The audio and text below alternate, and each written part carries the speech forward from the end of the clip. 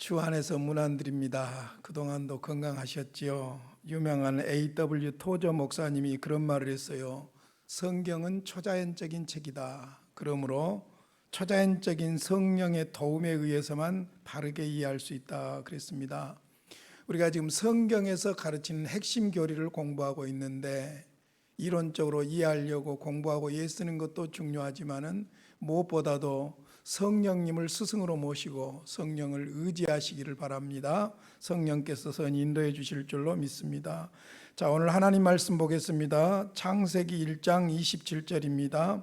하나님이 자기 형상 곧 하나님의 형상대로 사람을 창조하시되 남자와 여자를 창조하시고, 그 다음에 골로새서 3장 18절로 19절 보겠습니다. 아내들아 남편에게 복종하라. 이는 주 안에서 마땅하니라. 남편들아 아내를 사랑하며 괴롭게 하지 말라. 아멘. 우리는 지금 인간론을 공부하고 있습니다. 맨 처음 원시 상태의 인간, 창조된 인간, 무음 상태의 인간에 대해서 공부하고 있는데 지금까지 세 가지를 말씀드렸어요.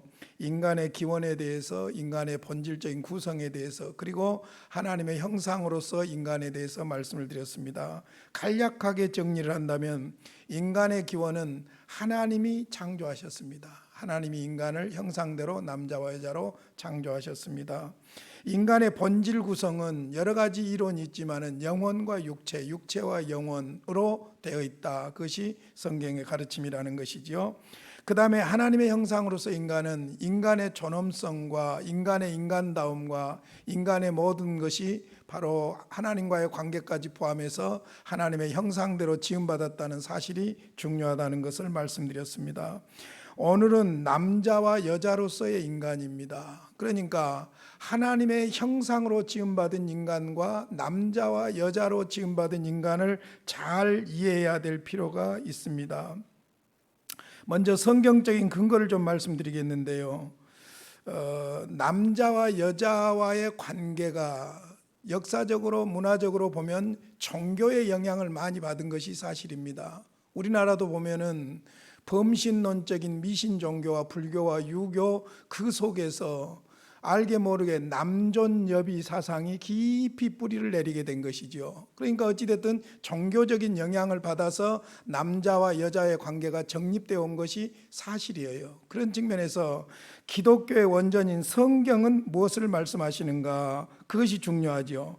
창조주 하나님이, 인간을 창조하신 창조주 하나님이 계시한 성경, 그 하나님의 말씀은 남자와 여자에 대해서 뭐라고 말씀하시는가, 이것이 중요하다는 것입니다. 자, 첫 번째로 하나님께서는 사람을 남자와 여자로 창조하셨습니다. 다시 창세기 1장 27절을 읽어드릴게요. 하나님이 자기 형상 곧 하나님의 형상대로 사람을 창조하시되 남자와 여자를 창조하시고, 형상대로 창조했다, 남자와 여자로 창조했다. 이것은 인간 근본에 있어서 아주 중요한 부분이고, 하나님과의 관계, 인간과의 관계에 있어서 형상과 남자와 여자 이 부분은 뗄래야 뗄 수가 없는 부분이지요. 이것을 바로 이해해야 인간을 바로 이해할 수가 있는 것이지요. 창세기 5장 1절로 2절에도 보면 이것은 아담의 계보를 적은 책이니라. 하나님이 사람을 창조하실 때에 하나님의 모양대로 지으시되 남자와 여자를 창조하셨고, 그들이 창조되던 날에 하나님이 그들에게 복을 주시고 그들의 이름을 사람이라 일컬으셨더라. 그러니까 형상대로 만드셨다, 남자와 여자로 만드셨다, 그들을 사람, 휴맨, 사람이라고 했다는 것이지요. 그러니까 성경대로 본다면은 하나님이 창조하신 성, 젠더는 남성과 여성입니다. 남성과 여성, 여성과 남성입니다. 제3의 성은 말하고 있지 않는 것을 볼 수 있지요. 사람을 남자와 여자로 창조하신 것은 하나님의 형상과의 관계에 있어서 아주 중요한 면을 보여주고 있는데 세 가지로 정리해 볼 수가 있어요.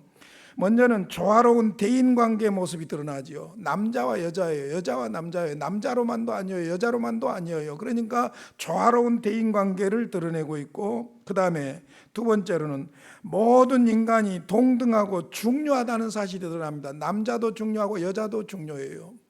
그런데 그동안의 문화적인 것을 보면은 남성 우월주의적인 것이 강했던 것이 사실입니다. 그러나 성경은 남성 우월주의를 말하지 않습니다. 남존여비 사상도 말하고 있지 않습니다. 모든 인간이 남자든 여자든 동등하고 중요하다는 사실을 드러내고 있고, 그러나 세 번째로 생각할 것은 역할과 권위 측면에서는 서로 다른 역할이 있다는 거예요. 차별이 아니라 다른 역할이 있다는 것이죠. 이것은 우리가 잘 분별을 해야 될 줄로 믿습니다.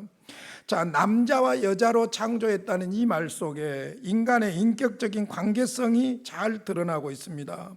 하나님은 인간을 외로운 존재가 아니라 하나님의 형상 안에서 서로 관계를 맺으며 서로 연합하도록 창조했지요. 이것이 잘 나타나는 것이 첫 번째로 가정 안에서 표현됩니다. 남자와 여자의 인격적인 연합은 가정 안에서 표현이 되지요. 서로 다른 인격적인 남편과 아내가 하나의 부부로 연합하는 순간이 바로 결혼입니다. 그래서 창세기 2장 24절 25절에 보면, 24절만 보겠습니다.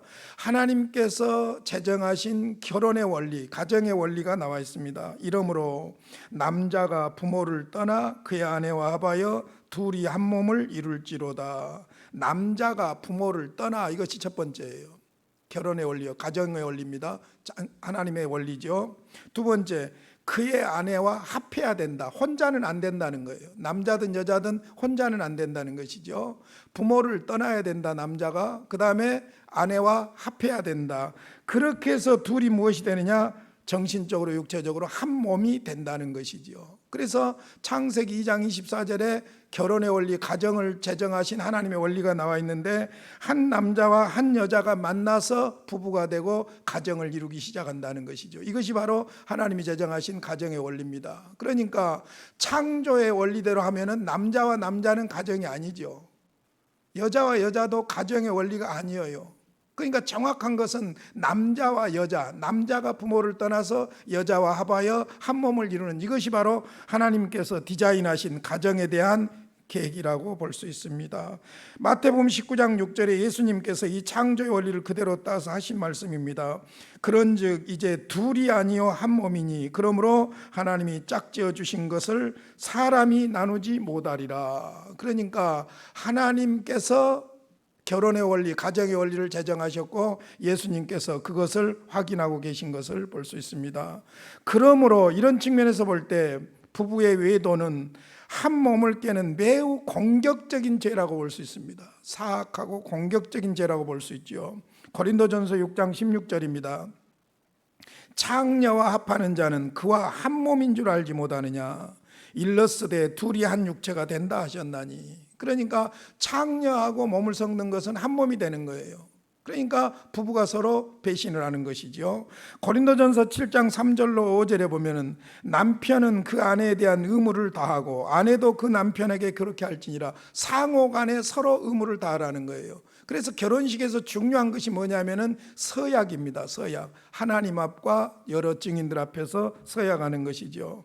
아내는 자기 몸을 주장하지 못하고 오직 그 남편이 하고, 남편도 그와 같이 자기 몸을 주장하지 못하고 오직 그 아내가 하나니, 서로 분방하지 말라. 다만 기도할 틈을 얻기 위하여 합의상 얼마 동안은 하되 다시 합하라. 이는 너희가 절제 못함으로 말미암아 사탄이 너희를 시험하지 못하게 하려 함이라. 부부 사이에는 사탄의 유혹이 있다는 거예요.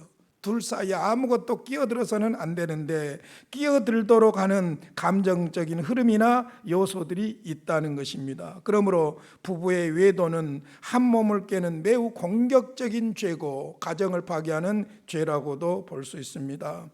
자, 부부의 중요한 비밀의 모델이 있어요. 두 가지로 먼저 말씀을 드리겠는데, 하나는 남편과 아내 사이는 그리스도와 그의 교회 사이에 존재하는 연합같이 대단히 풍성하고 중요한 연합이라는 것입니다. 먼저 그리스도와 그의 몸인 교회와의 관계의 연합을 봅시다. 요한복음 15장 5절에 보면 나는 포도나무요 너희는 가지라. 그가 내 안에 내가 그 안에 거하면 사람이 열매를 많이 맺나니 나를 떠나서는 너희가 아무것도 할 수 없음이라.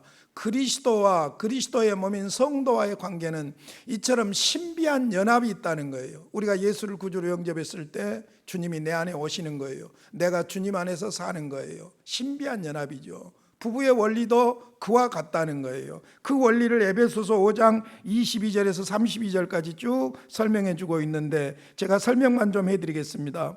에베소서 5장 22절에 보면 아내들이여 자기 남편에게 복종하기를 죽게 하듯 하라 그랬습니다. 죽게 하듯 하라. 왜냐하면 이는 남편이 아내의 머리됨이 그리스도께서 교회의 머리됨과 같음이니 그가 바로 몸의 구주시니라.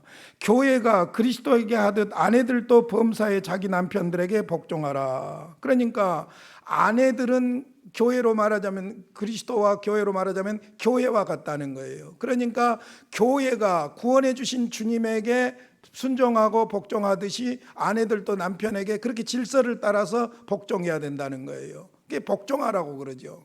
근데 이제 재밌는 것은 에베소서 5장 25절에 보면 남편들아 아내 사랑하기를 그리스도께서 교회를 사랑하시고 그 교회를 위하여 자신을 주신같이 하라 그랬어요. 이제 대개 보면은 농담으로 안 믿는 남편들이 에베소서 5장 22절 가지고 이 사람아 아내들은 복종하라고 안 했는가? 자네는 교회 다니면서 왜 복종 안 하는가? 그렇게 말할 수 있는데 그렇게만 말할 것이 아니에요. 그러면 남편들은 뭐라고 했습니까? 아내 사랑하기를 그리스도께서 교회를 사랑하고 자기 자신을 주신같이 하라는 게 무슨 말입니까? 아내를 위해서 죽으라는 거예요. 어떤 면에서. 왜냐? 그리스도께서 십자가에서 죽어주심으로 말미암아 몸이 교회가 형성된 거예요. 그래서 그리스도와 그리스도의 몸인 교회, 그리스도와 성도와의 관계처럼 부부의 관계가 그렇게 신비하고 풍요한 비밀이 있다는 것이지요. 또 한 가지는 삼위일체 하나님의 인격 간의 존재와 부부 사이의 유사성이 있습니다. 우리가 이미 신론에서 삼위일체에 대해서 공부를 했죠. 성부, 성자, 성령 삼위가 계시는데 한 분이시다. 나눌 수 없다는 거예요. 그런데 영광과 권능은 동등이시죠. 그러나 구속사나 역사에 있어서 역할이 달라요. 그래서 창세기 1장 26절에 우리 하나님이 이르시되 우리가 우리의 형상을 따라 우리의 모양대로 우리가 사람을 만들고 그들로 바다의 물고기와 하늘의 새와 가족과 온 땅과 땅에 기는 모든 것을 다스리게 하자 하시고 했어요. 그러니까 삼위일체 하나님의 이 부분에 대해서는 조금 이따 교회 역할과 관련해서 좀 더 말씀을 드리도록 하겠습니다만은 어찌됐든 남편과 아내 한 남자와 한 여자로 시작된 가정이 얼마나 신비하고 풍요롭고 부요하냐면은 그리스도와 교회와의 관계가 같다는 거예요. 그리고 정말로 인간적으로 꼭 설명할 수 없을 만큼 신비한 것이 연합된 것이 뭐냐면은 성부, 성자, 성령 삼위일체 하나님께서 하나인데 셋이고 셋인데 하나인 것처럼 그런 신비한 연합을 모델로 하고 있는 것이 바로 가정이라는 것이지요. 그러므로 가정이 너무나도 소중한 것입니다. 자, 그 다음에 이제 남녀 인간의 중요성과 동등성에 대해서 말씀을 드리도록 하겠습니다. 남자나 여자나 중요한 존재다, 동등한 존재다. 이것이 성경의 가르침입니다. 먼저 남자와 여자는 창조하실 때부터 중요하고 동등한 존재로 창조하셨습니다. 창세기 1장 27절 형상 안에서 창조했죠.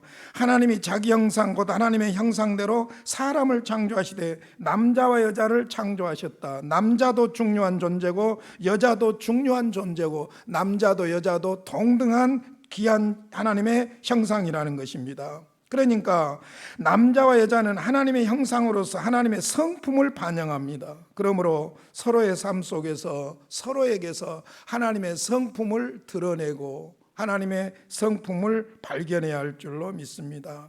자, 그 다음에 두 번째로는 남녀의 차별은 비성경적입니다. 자, 베드로전서 3장 7절을 보겠습니다. 남편들아 이와 같이 지식을 따라 너희 아내와 동거하고 지식을 따라 너희 아내와 동거하고 그를 더 연약한 그릇이요 또 생명의 은혜를 함께 이어받을 자로 하라. 귀히 여기라. 이는 너희 기도가 막히지 아니하게 하려 함이라. 지식을 따라 동거하라고 말하고 있고 같은 사람이지만은 아내가 더 체질적으로 약하다는 것을 알아야 되고 아내와 함께 생명의 은혜를 함께 이어받을 자로 알아서 귀하게 여기라는 것입니다. 그리고 그렇게 동등하고 중요하게 여기지 않을 때에 기도가 막힌다는 거예요. 이건 영적으로 아주 중요한 이야기죠. 그러므로 성경은 남존여비나 이런 걸 말하고 차별을 말하는 것이 아니라는 것이죠. 성경 몇 구절을 더 보겠습니다. 고린도전서 11장 11절 12절입니다. 그러나 주 안에는 남자 없이 여자만 있지 않고 여자 없이 남자만 있지 아니하니라. 이는 여자가 남자에게서 난 것 같이 남자도 여자로 말미암아 났음이라. 그리고 모든 것은 하나님에게서 났느니라. 창조의 원리를 보면은 아담을 창조하시고 아담의 옆구리를 통해서 갈비뼈를 통해서 여자를 만들었지요. 그 후에는 아담과 하와를 통해서 사람이 이 땅에 오게 되지요. 그러니까 남자로부터 여자가 나왔지만은 남자도 여자로부터 이제 이 땅에 오게 된 것이지요. 그래서 동등하고 서로 중요하다는 것입니다. 갈라디아서 3장 27절로 28절에 보면 누구든지 그리스도와 합하기 위하여 세례를 받은 자는 그리스도로 옷 입었느니라. 너희는 유대인이나 헬라인이나 종이나 자유인이나 남자나 여자나 다 그리스도 예수 안에서 하나이니라. 남자든 여자든 그리스도 안에서 다 연합되어 있다는 것을, 한 몸이라는 것을 말하는 겁니다. 그래서 남녀는 존재에 있어서 동등합니다. 이걸 꼭 기억하셔야 돼요. 남녀는, 성경적인 원리는 존재에 있어서는 동등하다. 그러나 남녀의 기능과 역할에는 차이가 있습니다. 남자로서의 기능과 여자로서의 기능이 있고 남자로서의 역할이 있고 여자로서의 역할이 있다는 것입니다. 이것을 서로 보완하고 돕는 것이 부부 생활이고 인간관계라고 볼 수 있습니다. 그러니까 성경은 남성 우월주의를 말하지 않습니다. 뿐만 아니라 지나친 페미니스트들처럼 여성 우월주의를 말하지도 않습니다. 그러니까 역사적으로 문화적으로 여자들의 피해가 많지요. 오직하면 여자의 일생 노래가 나오겠습니까? 아, 참아야 한다기에 눈물로 보내는 그 세월이 있죠. 그런데 그런다고 해서 이제 분풀이 하듯이 원수 갚듯이 여성 우월주의를 주장하는 페미니즘을 또 강조하고 있지도 않다는 것입니다. 남자나 여자나 존재론적으로 동등하다. 그러나 기능과 역할에 있어서는 차별이 아니라 구별이 있다, 혹은 차이가 있다 하는 말씀이죠. 자, 이제 실천적인 적용을 한번 보겠습니다. 교회 안의 사역자는, 교회 안에서의 사역과 직분에 대해서 말씀을 드리려고 하는데, 교회 안의 사역자는 계급이나 차별이 아니라 역할적인 구별입니다. 이 말을 잘 이해하셔야 됩니다. 우리도 아직도 이런 부분에 대해서 무지한 면이 있어요. 교회 안에서 어떤 직분을 계급, 차별로 생각하는데 그게 아니죠. 역할과 구별이라고 볼 수 있어요. 남자와 여자도 그와 같다는 것입니다. 자, 역할의 차이를 한번 보겠는데, 역할의 차이로서 삼위일체 하나님을 모델로 한번 설명해 보겠습니다. 삼위일체 하나님 내에 존재하는 동등성과 역할의 차이는 인간 결혼 생활 속에서도 동등성과 차이점을 반영하고 있습니다. 삼위일체 하나님은 삼위가 존재하는데 하나라는 거예요. 하나인데 셋이고 셋인데 하나라는 거예요. 영광과 권능은 동등하시죠. 그러나 인격 간의 창조에 있어서나 구속에 있어서나 역할, 서로 다른 역할을 수행합니다. 성부 하나님은 항상 아버지로 존재하시고, 삼위 하나님이 권능과 영광이 동등하지만은 주도권은 항상 성부 하나님께 돌리는 것을 볼 수 있습니다. 성부 하나님은 구원을 위해서 성자를 보내셨고, 성자 하나님은 이 세상에 오셔서 성부 하나님께 순종하셔서 그의 뜻대로 죄인들을 위해 십자가에 죽습니다. 그리스도가 승천하신 후에는 아버지와 아들, 성부와 성자를 통해서 성령이 오시게 되고, 성령을 통해서 교회가 세워지고 그리스도인들과 함께하게 되는 것이죠. 그러니까 성부도 하나님, 성자도 하나님, 성령도 하나님 동등하셔요. 권능과 영광이 동등하셔요. 그러나 구원에 있어서 역할이 다르다는 것이죠. 부부에게 있어서도 그와 같다는 것입니다. 마찬가지로 하나님의 형상을 반영하는 부부 사이에도 남편과 아내가 둘 다 중요하고 동등하나 서로 다른 역할이 있을 뿐이다. 이걸 기억하셔야 돼요. 그러니까 우리가 자칫 잘못하면 남성 우월주의도 문제지만 여성 페미니스트도 문제예요. 왜냐하면 누가 높다 낮다 이것을 말하는 것 자체가 이미 문제가 있는 거예요. 동등하다, 역할의 차이가 있을 뿐이다. 이것을 분명하게 하시기를 바랍니다. 그렇다면 남녀의 역할 차이는 타락 전인가 타락 후인가? 왜 이 질문이 나오냐면은 창세기 3장에 인간이 타락하고 나서 하나님께서 남자, 여자, 뱀에게 각각 징벌을 주시는데 그 중에 여자에게 주신 형벌이 뭐냐면 너는 남편을 원하고 남편은 너를 다스릴 것이니라. 창세기 3장 16절이에요. 이렇게 말씀하셨을 때부터 하와는 아담의 권위 아래 거하게 된 것일까? 사람들이 이 부분을 이때부터 타락함으로 말미암아 문제가 생겼다라고만 보려고 한단 말입니다. 그러나 창조기사는 인간 타락 이전에도 아담과 하와 사이에 역할과 구별이 있었다는 것을 분명히 말하고 있습니다. 자, 보십시오. 아담이 먼저 창조되었고 그 다음 하와가 창조되었습니다. 창세기 2장 7절과 그 다음에 18절로 23절이 증명하지요. 디모데전서 2장 12절을 보겠습니다. 이 원리에 의해서 하신 말씀이에요. 여자가 가르치는 것과 남자를 주관하는 것을 허락하지 아니하노니 오직 조용할지니라. 이는 아담이 먼저 지음을 받고 하와가 그 후며 아담이 속은 것이 아니고 여자가 속아 죄에 빠졌습니다. 창조의 원리와 타락의 순서를 말하고 있지요. 그래서 이런 측면에서 이미 역할적인 차이가 있었다는 것입니다. 자, 그 다음에 하와는 아담을 돕기 위해서 창조되었죠. 돕는 배필이에요. 그러니까 처음에 아담이 홀로 있는 것이 외로운 것이 좋지 않게 보이니까 하나님께서 하와를 붙여주시면서 돕는 배필이라고 그랬어요. 그러면 이제 하와만 돕는 배필이 아니라 부부가 된 상호 간에는 서로 돕는 배필이 되겠지요. 창세기 2장 18절입니다. 여호와 하나님이 이르시되 사람이 혼자 사는 것이 좋지 아니하니 내가 그를 위하여 돕는 배풀을 지으리라 하시니라. 그러니까 남녀 사이의 역할의 차이가 창조 때부터 있었지 타락한 이후에 생겨난 것은 아니라는 거예요. 또 예를 들어서 권위 문제를 보겠습니다. 아담이 하와의 이름을 지어줬지요. 창세기 2장 19절로 20절 23절에 보면요. 그런데 아담이 모든 동물 이름들을 지어주도록 하나님이 허락하십니다. 그것은 아담의 권위를 상징하지요. 구약 성경에서 보면 다른 존재에게 이름을 지어준 것은 그 존재의 권위를 행사할 수 있는 권한을 갖는다는 의미입니다. 그래서 하나님께서 아브라함을 부르시고 약속하시고 아브라함이라고 이름을 바꿔주시고 사라라고 이름을 지어주었던 것을 볼 수 있죠. 제 아들이 결혼하고 손주들을 낳았는데 처음에 큰 손주를 낳고 나서 저에게 아버님 아들 이름 손자 이름 지어주십시오 그러더라고요. 그래서 그 이름은 아버지인 네가 지어야 한다. 제가 그랬어요. 할아버지라고 내가 짓는 것이 아니라 내가 내 아들들 이름을 지었고 너는 네 자녀들 이름을 지어라. 그래서 아들에게 이름을 짓도록 권한을 이양했어요. 당연한 것 아니에요. 어떤 면에서 보면은. 그러니까 아버지로서의 권위를 이야기하고 있는 것이지요. 마찬가지입니다. 아담이 하와 이름을 지어준 것에서도 그것을 발견할 수가 있는 것이지요. 그 다음에 하나님은 인류를 남자, 맨, 사람이라고 부르셨지 여자, 우먼이라고 부르지 않았던 것입니다. 순서를 보면 그렇다는 것입니다. 남자와 여자를 창조하셨고 창세기 5장 2절 그들이 창조되던 날에 하나님이 그들에게 복을 주시고 그들의 이름을 사람이라 일컬으셨더라. 사람, 남자와 여자를 사람이라고 했다는 거예요. 그런데 사람을 뭐라고 하냐면 인류, 맨이라고 하는데 남성적인 용어를 썼다는 것입니다. 그 다음에 인류 타락 후에 보면은 아담과 하와가 범죄하고 나서 하나님은 이상하게도 하와를 먼저 불러야 되잖아요.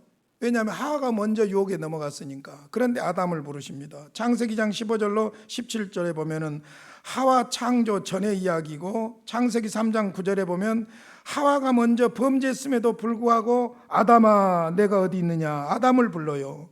왜 그렇습니까? 책임에 있어서 언약의 당사자가 아담이기 때문이죠. 그러니까 책임의 순서가 혹은 책임의 역할이 아담에게 있었다는 것입니다. 그리고 대표성의 원리도 그렇습니다. 하와가 인류를 대표하는 것이 아니라 아담이 인류를 대표하고 있지요. 그래서 고린도전서 15장 22절에 보면 아담 안에서 모든 사람이 죽은 것 같이 그리스도 안에서 모든 사람이 삶을 얻으리라. 실질적으로 보면 하와가 제일 먼저 유혹에 넘어갔잖아요. 그러니까 하와 안에서 모든 사람이 죽은 것 같이 이렇게 말하지 않고 대표성의 원리를 따라서 아담 안에서 모든 사람이 죽은 것 같이 그리스도 안에서 모든 사람이 삶을 얻으리라. 로마서 5장 15절에 보니까 그러나 이 은사는 그 범죄와 같지 아니하니 곧 한 사람의 범죄를 인하여 많은 사람이 죽었은즉, 한 사람은 아담을 말하죠. 더욱 하나님의 은혜와 또한 한 사람 예수 그리스도의 은혜로 말미암아 선물은 많은 사람에게 넘쳤느니라. 그래서 예수 그리스도를 제2의 아담이라 그렇게 말하는 것이죠. 그러니까 타락 후의 저주는 이전에 했던 역할에 왜곡을 불러온 거예요. 왜곡된 거예요. 왜곡을 불러온 것이지 새로운 역할을 만드는 것은 아니라는 거예요. 그러니까 역할 문제가 창조 전이냐 창조 후냐 할 때에 창조 때부터 하나님께서는 아담과 하와의 어떤 권위와 역할에 분리가 되어 있던 것을 볼 수 있는 것이죠. 그리스도 안에서의 구속은 창조 질서를 다시 확증해 주는 것이죠. 그러니까 죄로 인해서 왜곡된 역할이 그리스도 안에서 다시 회복되는 것입니다. 그래서 구원을 뭐라고 하냐면은 재창조라고 말하는 것이죠. 그래서 이제 골로새서 3장 18절에서 아내들아 남편에게 복종하라, 이는 주 안에서 마땅하니라. 남편들아 아내를 사랑하며 괴롭게 하지 말라. 그렇게 회복된 삶을 살도록 요구하고 있는 것을 볼 수 있습니다. 자, 이제 교회 남자와 여자의 적용 문제에 있어서 아주 중요하고 민감한 문제가 하나 남아 있는데, 교회에서 다스리고 가르치는 역할, 리더지요. 교회 리더는 장로인데 가르치는 장로와 다스리는 장로가 있어요. 목사와 장로를 말하죠. 행정장로를 말하죠. 그러니까 교회에서 다스리고 가르치는 리더 역할은 남자에게만 주어졌는가 하는 문제예요. 남자에게만 주어졌는가. 여기에서 정리해서 말씀드린다면 그렇지 않다 답변하는 사람들을 평등주의라고 합니다. 평등주의라고 해요. 그리고 그렇다라고 답변하는 사람들을 상호보완주의라고 합니다. 그렇지 않다고 말하는 평등주의는 진보적인 페미니즘의 주장이라고 볼 수 있고, 어떤 면에서 합리주의와 실용주의를 아주 강하게 주장하는 사람들이라고 볼 수 있습니다. 반면에 그렇다라고 대답하는 상호보완주의는 보수적이고 성경을 문자적으로 해석하는, 그런 성경을 문자적으로 문법적으로 고수하는 사람들이라고 볼 수 있습니다.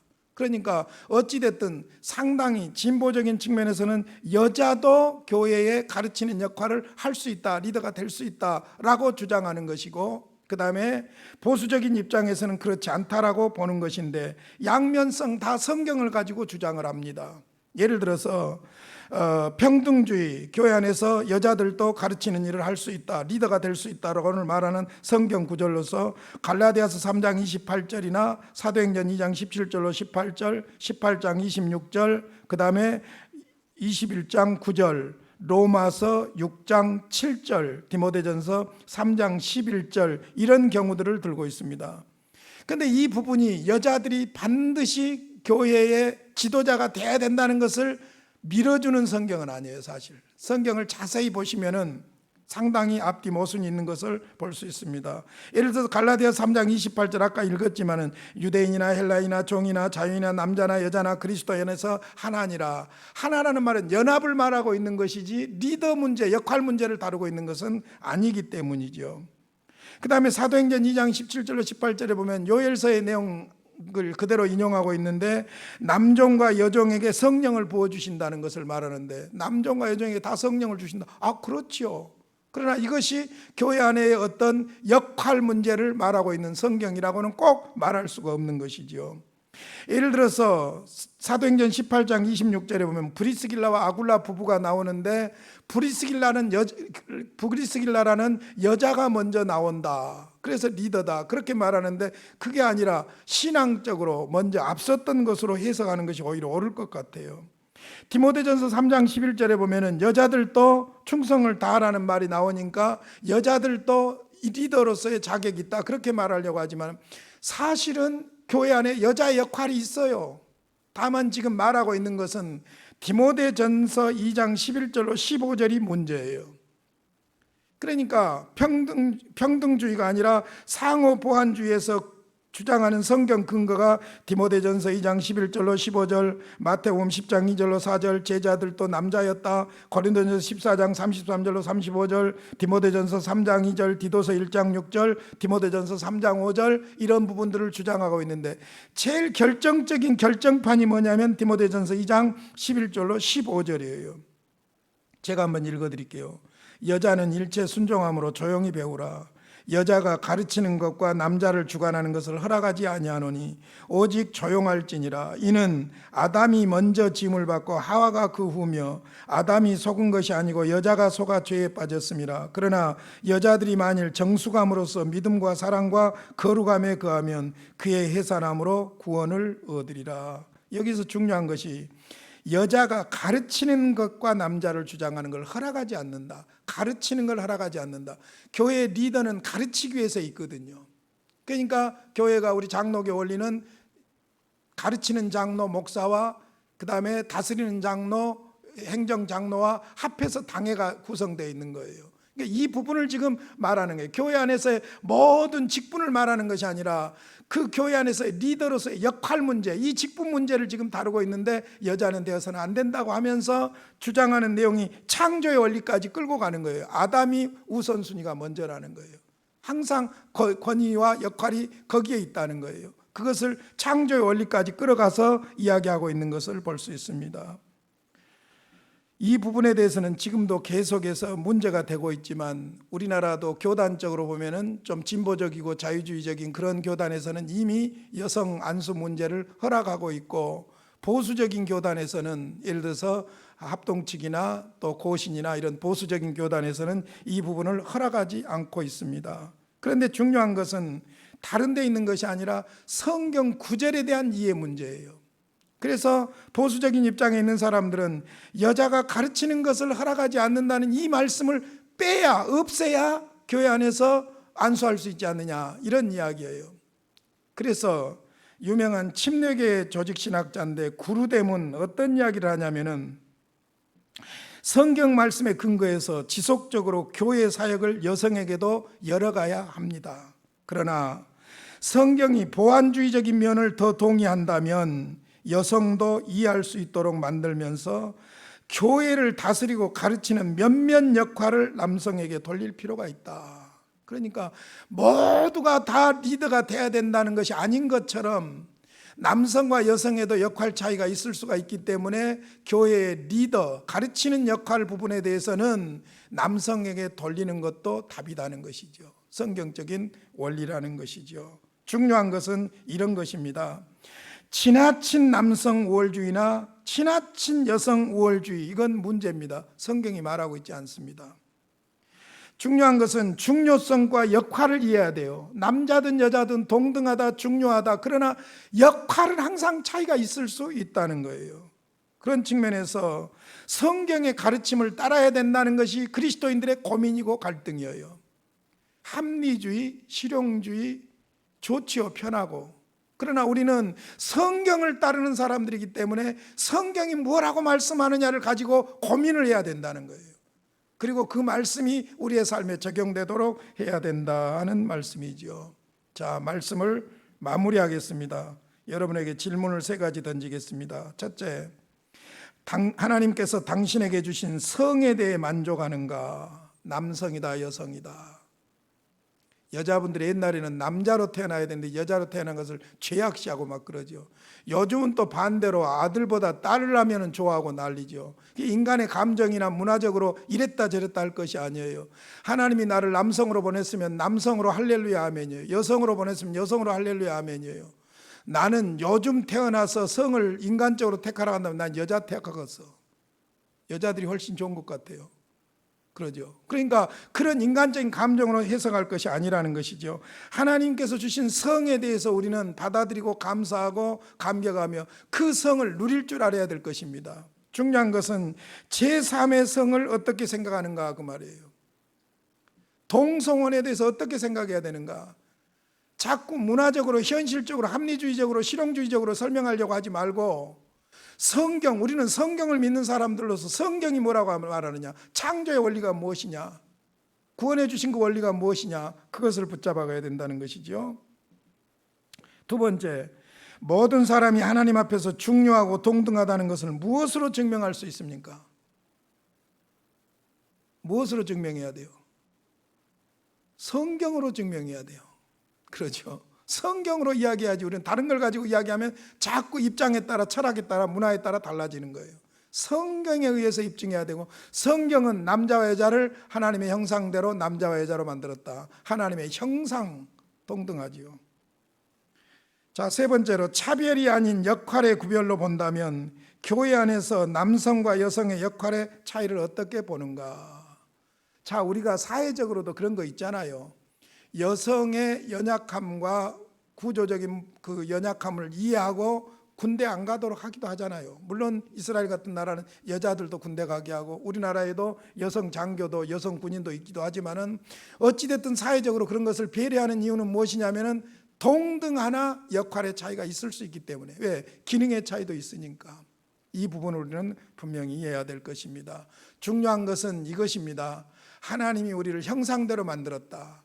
남자와 여자라는 관계 속에서 연합하면서 보완하면서 살도록 만드셨다. 남자와 여자는 중요성에 있어서, 존재에 있어서 동등하지만은 역할과 기능의 차이는 있을 수 있다. 이제 중요한 것은 다음 주에는 행위 언약 안에서의 인간을 말씀드리도록 하겠습니다. 여기서부터 이제 인간론의 2단계로 넘어갈 수 있는 근거가 되는 것이지요. 고마우신 아버지, 은혜와 사랑을 감사합니다. 우리에게 남성과 여성이라는 성을 주시고 주께서 주시는 풍요로움과 부요함을 누리게 하시니 감사합니다. 아버지 하나님, 남자와 여자 연합하지 않고 서로 관계하지 않고 살 수 없는 인간임을 알고 서로 아름답게 조화해서 연합하고 하나 되게 하시기를 원합니다. 부부가 하나 되게 하여 주시옵시고 공동체 안에서도 서로 관계 속에서 연합을 노력하게 하여 주시옵소서. 예수님의 이름으로 기도하옵나이다. 아멘.